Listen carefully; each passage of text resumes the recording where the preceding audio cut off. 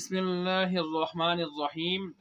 شادی، ولیمہ وغیرہ اس طرح کا کوئی بھی خوشی کا فنکشن ہو، اس میں کسی بھی قسم کی خوشی، اس پر اگر کسی نے بلایا ہے، دعوت دی ہے، تو آدمی کو چلے جانا چاہیے، دعوت قبول کرنی چاہیے۔ لیکن اگر کسی نے نہیں بلایا تو جو بھی وجہ ہو نہیں بلایا تو اس پر گلہ شکوہ کرنا یہ اسلام کا مزاج نہیں ہے۔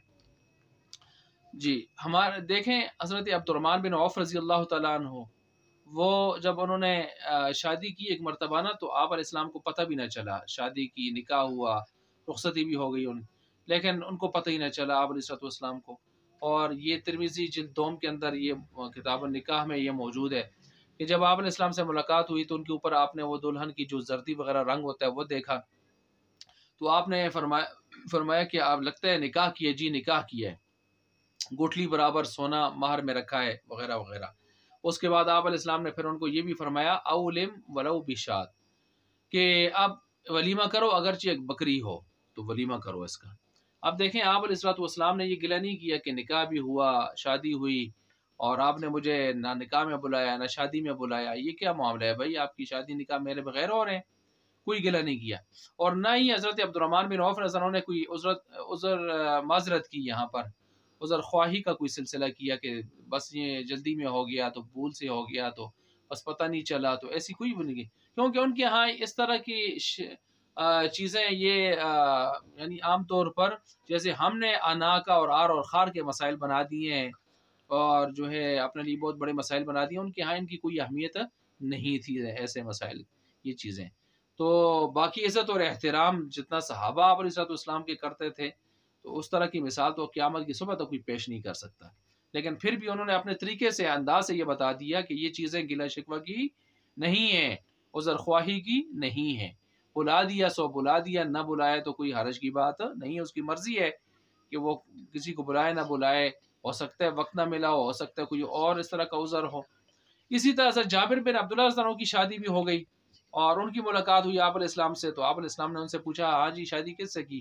باقرہ سے یا صحیبہ سے؟ تو انہوں نے کہا جی بڑی عمر کی عورت سے یعنی صحیبہ سے۔ تو کیوں جی آپ باقرہ سے کرتے، آپ اس سے کھیلتے تو وہ آپ سے اور کھیلتی؟ تو انہوں نے یہی عرض کیا کہ میرے والد فوت ہوئے غزوہ احد میں، انہوں نے پیچھے بچیاں چھوڑی ہیں، یعنی میری چھوٹی چھوٹی بہنیں ہیں یا رسول اللہ، اب ان کے لیے، ان کی کفالت کے لیے کوئی تجربہ کار بڑی عمر کی عورت کی ضرورت تھی، اس وجہ سے میں نے شادی اس ترتیب سے کی۔ تو یہ ترمذی سنن نسائی کے اندر، صحیح بخاری کے اندر یہ واقعہ موجود ہے، وہاں بھی اس طرح کی کوئی بات نہیں ہوئی کہ شادی ہو گئی تو بلایا نہیں، نکاح میں بلایا نہیں، فلاں نہیں، اس طرح کی بات نہیں ہوئی، نہ ہی عذر خواہی کا سلسلہ ہوا صحابی کی طرف سے۔ تو پتہ چلا کہ اس طرح کی یہ دو واقعات تو میں نے آپ کے سامنے رکھے، کئی ایسے واقعات کہ شادیاں ہوئیں، نکاح ہوئے، شادیاں ہوئیں، رخصتیاں ہوئیں، لیکن نہ آپ علیہ السلام کو بلانے کے حوالے سے، نہ بلانے کے حوالے سے، نہ انہوں نے عذر خواہی کا سلسلہ کیا، نہ آپ علیہ السلام نے کوئی شکوہ شکایت کی۔ تو یہ آپ علیہ السلام کا طرز عمل اور صحابہ کا طرز عمل ہمیں کیا بتا رہا ہے کہ یہ چیزیں گلہ شکوہ کی نہیں ہیں۔ ویسے بھی انسان کو جو ہے ترتیب ایسے رکھنی چاہیے کہ دوسرا اپنی خوشی میں بلائے تو چلے جانا چاہیے، نہ بلائے تو کوئی شکوہ وغیرہ ہمیں حق نہیں پہنچتا۔ ایک بات ایسا نہیں ہے کہ مجھے بلا لیتے تو کیا ہوتا ہے، ایک پلیٹ چاول ہی کھا لیتا، میں اپنے ہی لے آتا ساتھ، مجھے بلایا نہیں ہے، یہ طریقہ کار، اس طرح کی باتیں اچھی نہیں ہیں۔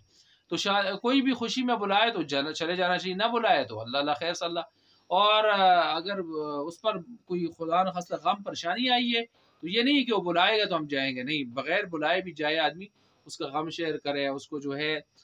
تسلی دے، تعزیت کرے، جو ہے وہ مسلمان کا حق ہے، وہ بغیر بلائے انسان کو چلے جانا چاہیے۔ اور تو یہ چند واقعات، اور بھی کئی واقعات ہیں، میں نے دو واقعات آپ کے سامنے رکھ دیے ہیں۔ تو یہ بھی یاد رکھیں نا کہ مسلمان کے مسلمان پر آپ علیہ السلام نے فرمایا 6 حق ہے نا، کہ سلام کرے تو جواب دے، سلام جواب کا سلسلہ، اسی طرح اگر اس نے دعوت دی ہے تو لبیک کہے، جائے اس کی دعوت پر، نصیحت اس نے کی ہے، جو ہے خیر خواہی کے حوالے سے اس نے نصیحت طلب کی ہے تو اچھی نصیحت کرے، خیر خواہی کا سلسلہ اس کے ساتھ کرے، اور اسی طرح جو ہے چھینک آئی ہے تو الحمدللہ ہے تو یرحمک اللہ اس پر کہے، بیمار ہے تو بیمار پرسی کرے، اس کی جنازہ ہے تو اس کے ساتھ جائے، جنازے کے ساتھ جنازہ پڑھے۔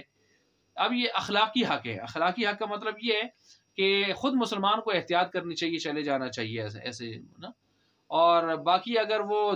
نہیں جا سکا تو دوسرا آدمی اس کو ملامت نہ کرے کہ یہ کوئی شرعی حق نہیں ہے کہ وہ اس کا حق اس نے تلف کر دیا ہے تو اب وہ اس کو ملامت کر رہا ہے. تو اس لیے اخلاقی حق ہیں پورے کر دیے تو بہت اچھی بات ہے، اور نہیں پورے کر سکا تو دوسرا اس کو ملامت کر سکتا نہیں ہے. ایسے ہی جیسے کہ بہو پر ساس سسر کی خدمت اخلاقی حق ہے، شرعی نہیں ہے. اگر یہ کرتی ہے تو کرنی بھی چاہیے اس کو، تو اچھی بات ہے کریں. اور اگر نہیں کرتی تو وہ زبردستی اس پر نہ خاوند کر سکتا ہے نہ اس کے ساس سسر کر سکتے ہیں، شرعی حق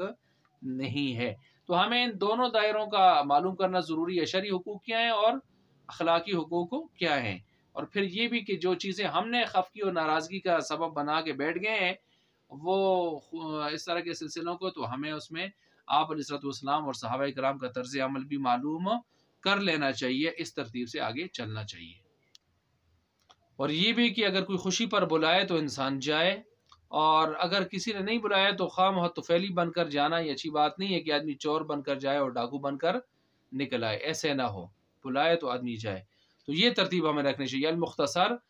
خوشی میں کوئی بلائے تو چلا جائے، نہ بلائے تو گلہ شکوہ نہ کرے. بس سیدھی سی بات. یہ بائی کاٹ کرنے کی شرعی کوئی بھی سبب یا وجوہ نہیں ہے کہ جو ہم نے بنا رکھی ہیں. اور مصیبت میں دوسرے کے خود بخود جائے